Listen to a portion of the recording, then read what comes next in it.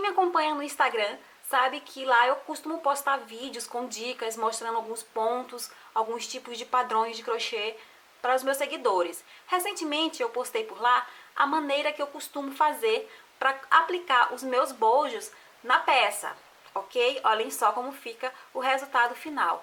O vídeo foi muito compartilhado, confesso que eu fiquei até surpresa com a repercussão, pensei que mais pessoas conhecessem essa técnica, então eu decidi trazer aqui para o YouTube, para poder mostrar com mais detalhes, uma vez que no Instagram eu só tenho 1 minuto, não dá para falar muita coisa, às vezes não dá nem para falar.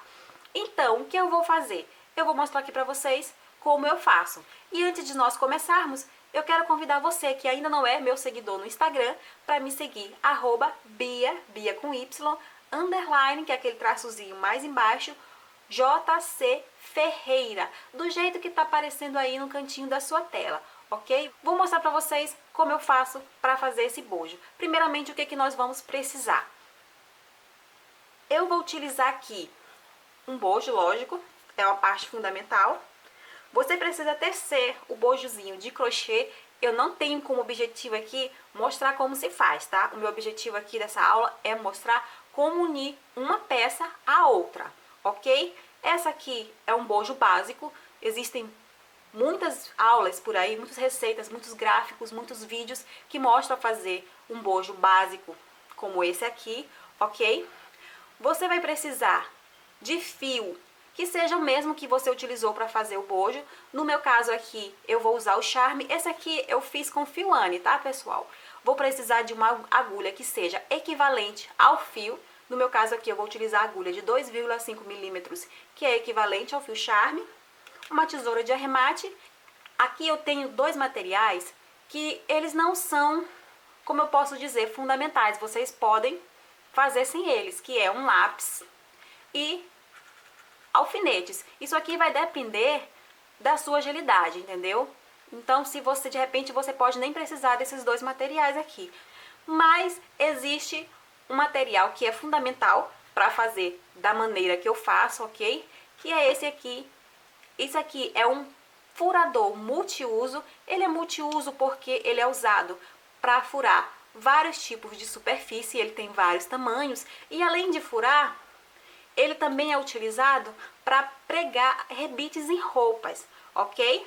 Ou também feixes de pressão. Ele também é utilizado para fazer essas coisas. Prega rebite em roupa, prega feixes de pressão, enfim.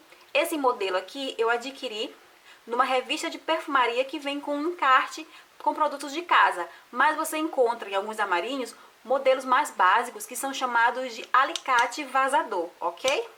No caso do meu, ele custou em mais ou menos R$30. Bem, vamos começar. Com o auxílio do lápis, eu vou marcar no bojo os pontos que eu irei furar. Se você tiver a habilidade de marcar certinho, deixando uma distância de um furo para outro equivalente, sem deixar um muito próximo e um muito distante, você pode dispensar o lápis. Mas, caso você não tenha essa habilidade, eu aconselho que você use o lápis, até mesmo porque se você fizer um furozinho muito distante ou muito próximo, você pode desmanchar e fazer de novo. Não precisa ser nada muito marcado, tá? Eu começo sempre pelos cantos. Olhem só. Vou fazer aqui um buraquinho no canto. Uma distância de quase 1 centímetro da borda. Pode ser menos também, não tem problema nenhum. Mas cuidado para não ficar muito próximo da borda, para não correr o risco de rasgar na hora de você for tecer, tá? A distância de um furo e outro é você que define. Agora, o ideal é que você sempre mantenha a mesma distância, tá? Aí você vai marcando por toda a volta. Eu costumo também logo marcar os cantos. Eu tô aqui subindo, mas se você achar mais fácil, você pode marcar o canto, vem aqui, marca outro canto. Para quem não sabe, essa pontinha aqui que vem nos bojos, ela será retirada, então eu vou marcar aqui um cantinho. Depois a gente irá cortar essa pontinha, tá? Ela não interessa para o nosso trabalho. Agora eu posso seguir. Um outro detalhe que é importante para ficar harmonioso é a mesma quantidade de tracinhos, de pontos de marcação que você for fazer de um ponto para o outro, faça também do mesmo lado, tá? Tente fazer do mesmo lado para ficar sempre na mesma proporção, ok? Aí você vai marcando até a outra ponta. Pronto, pessoal, olhem só, já fiz a marcação aqui em toda a volta do bojo, sempre tentando deixar a mesma distância das marcações para a borda, e também eu tenho aqui a mesma quantidade de ponto aqui da marcação do topo para a marcação do ponto aqui, a mesma quantidade de pontos da marcação desse ponto para esse outro lado, assim como desse ponto para o topo. Eu tentei sempre manter uma harmonia, tá? Se você quiser fazer dessa forma também, você pode. Caso não queira, caso não esteja preocupada com isso, achar que não é importante, também é um detalhe. Bem, é só nisso que eu uso lápis, então por isso que eu falo que pode ser um material dispensável, dependendo de sua habilidade. Se você se garantir já ir furando direto, ok. Agora nós vamos começar a furar o nosso trabalho. O meu alicate ele vem com pontas de vários tamanhos, aqui faz vários tamanhos de perfurações, além aqui do botão de encaixe do arrebite, tá? Nós vamos usar sempre o menor. Vou girar aqui o menor até ele ficar um pouquinho duro, pessoal, é normal, tá? Caso você adquira e acha que não prestou o seu veio com algum problema por ser duro, ele é duro mesmo. Olhem só, tentem sempre deixar bem alinhado. Como assim alinhado? Na medida que você fecha, a ponta tem que ficar bem no centro dessa base metalizada, dessa rodinha metalizada, ok? Se ficar torto, não vai prestar. Então, você tem sempre que prestar atenção nisso, ok? Certo. Agora eu venho aqui em qualquer uma das marcações que eu fiz, vou colocar a nossa pontinha, olhem só, bem alinhada, bem em cima da marcação. Pessoal, esse alicate aqui, esse modelo, eu não sei como é que é o de armarinho, mas esse modelo ele é um pouquinho duro, então às vezes ele exige um pouquinho de força e de habilidade. Você que adquiriu e não está conseguindo furar, não tem nada de errado. Precisa praticar, ok? Tem que praticar bastante. Eu, por exemplo, eu ainda não tenho força para furar ele com apenas uma mão. Então o que eu faço? Eu solto aqui o bojo, seguro aqui as duas pontinhas e aperto. Ouviu esse estalinho? Esse estalinho quer dizer que tá furado. Olhem só. Vou pro próximo e vou fazer a mesma coisa. Vou no próximo. Só vai estar furado quando você ouvir esse estalinho, tá? Não adianta fazer força enquanto não sair esse estalinho, é porque não foi furado. Você tá vendo que aqui tá ficando a bolinha, mas ela já está furada. Olha só, é só tirar aqui com o dedo mesmo. Enfim.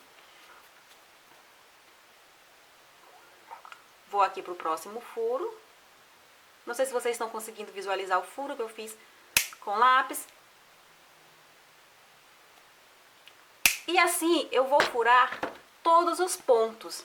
Igual tá esse aqui, olhem só. Já está todo furadinho. Agora o que eu vou fazer? Com a tesoura eu vou tirar esse bico aqui, tá, pessoal? Ele não interessa pro nosso trabalho, então eu vou tirá-lo.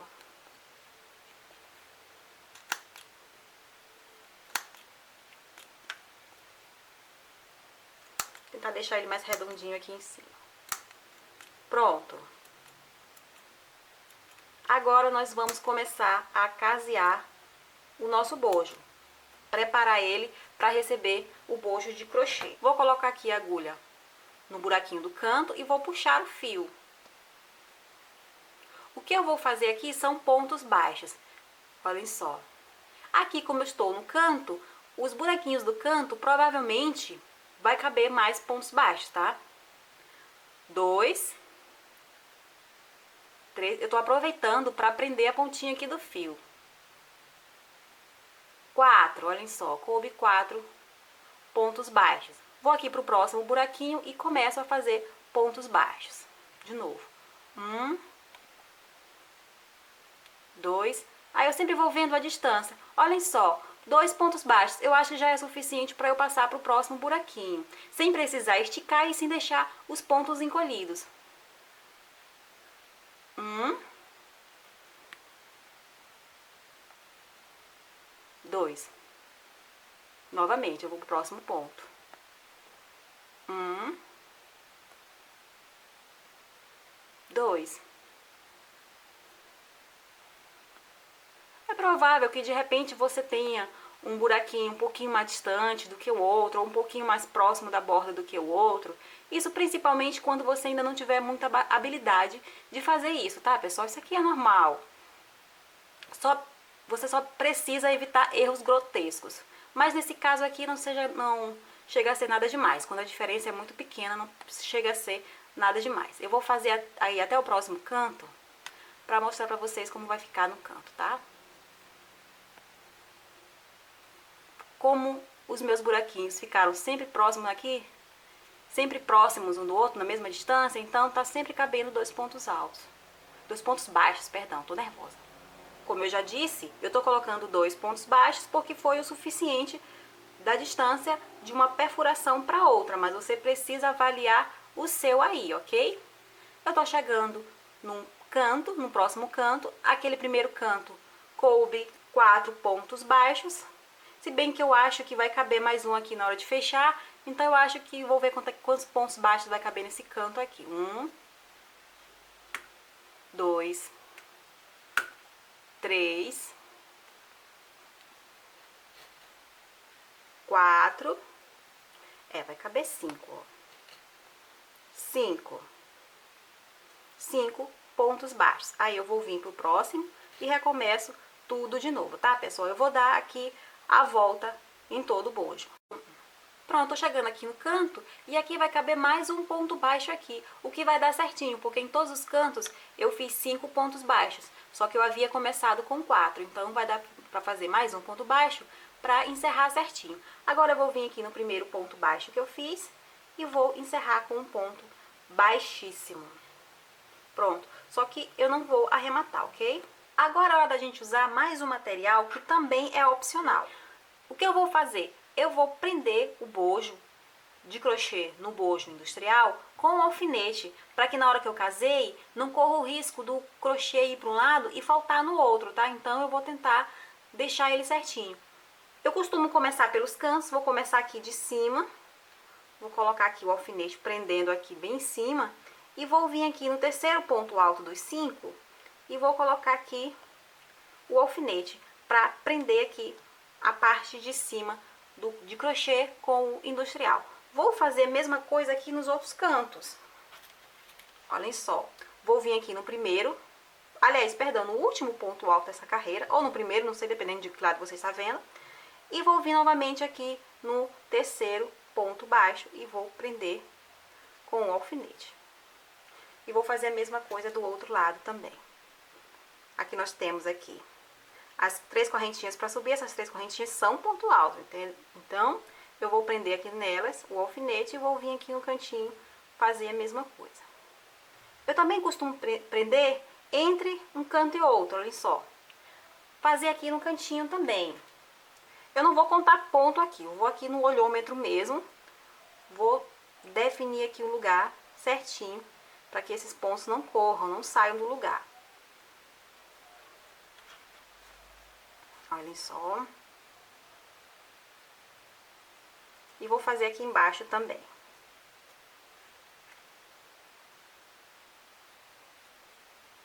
Sempre vendo se tá certinho, se não tá torto, ok? Agora eu vou voltar com a agulha lá pra onde ficou o fio e vou voltar a fazer o crochê, dessa vez unindo as duas partes, ok? Vou tirar aqui o primeiro alfinete. Vou vir aqui por dentro da alcinha e vou puxar a argola que ficou para trás. Vou fazer aqui um ponto baixo. Aqui nós temos 3 correntes. No caso do meu bojo, eu tenho aqui 2 correntes, perdão, de separação de um lado para o outro, no caso do meu bojo. Então, eu vou colocar 2 pontos baixos, pegando aqui o mesmo ponto. Agora, eu vou fazer um ponto baixo para cada um desses pontos do nosso bojo de crochê.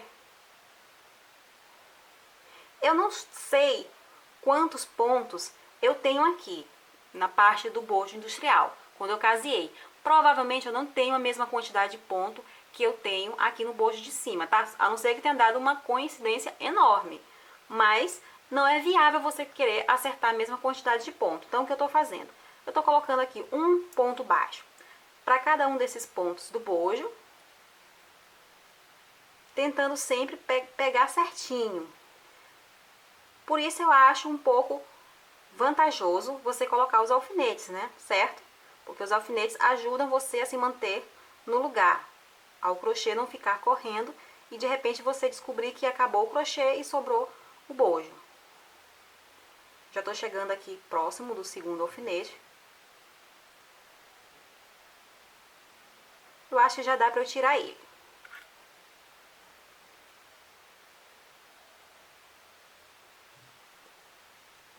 Pronto, pessoal, já tô chegando aqui no cantinho.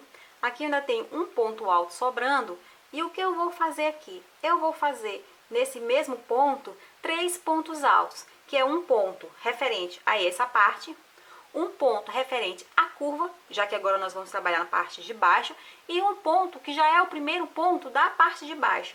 Então, nós vamos fazer 3 pontos baixos no mesmo lugar, tá? 1, 2, 3. Agora, nós iremos trabalhar na horizontal dos pontos altos.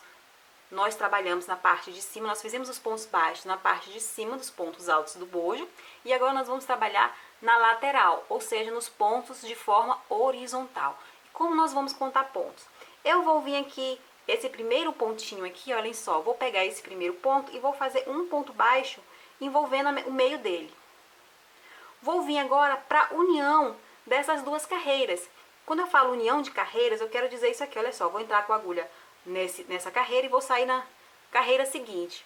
Essa parte aqui que você não está vendo da agulha, que tem uma linha que eu sobressaltei aqui, é isso aqui, ela é a união dos pontos. É nela que eu vou fazer um ponto baixo. Novamente aqui eu tenho o comprimento de uma carreira e vou fazer outro ponto baixo. Mais uma vez eu tenho a união de duas carreiras e eu vou fazer outro ponto baixo. Novamente no comprimento da carreira, olha só, no comprimento do nosso ponto alto, que você vai pegar o ponto na horizontal, você vai fazer outro ponto baixo. Aqui, na união de uma carreira e outra, outro ponto baixo. E você vai contar os pontos na parte de baixo dessa forma, tá? A não ser que você prefira fazer de outra forma também, né, pessoal? Porque acaba que muitas vezes essa questão de colocar bojo acaba sendo uma coisa muito pessoal. Umas pessoas preferem de uma forma, outros preferem de outra.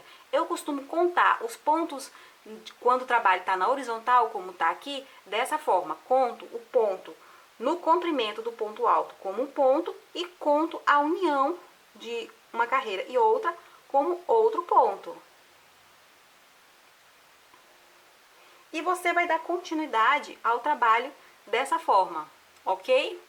Faça isso dessa forma, chegando no canto aqui, faça 3 pontos baixos no mesmo ponto, faça novamente um ponto baixo para cada ponto, aqui em cima você fecha com um ponto baixíssimo e seu bojo vai estar dessa forma. Pronto, pessoal, olhem só o resultado. Embora a lista de material seja grande, não foi nenhum bicho de 7 cabeças, é mais simples do que parece fazer, ok? Eu espero muito que tenha sido útil para você esse vídeo. Se você gostou, dá um likezinho nesse vídeo, tá? Parece uma coisinha boba, mas na verdade esse like é muito importante para o canal. Se você ainda não é inscrito no meu canal, inscreva-se nesse botãozinho vermelho que tem aí embaixo do vídeo. Bom, pessoal, vou ficando por aqui. Sigam-me no Instagram, onde eu tenho mais aulinhas. Beijos e até a próxima.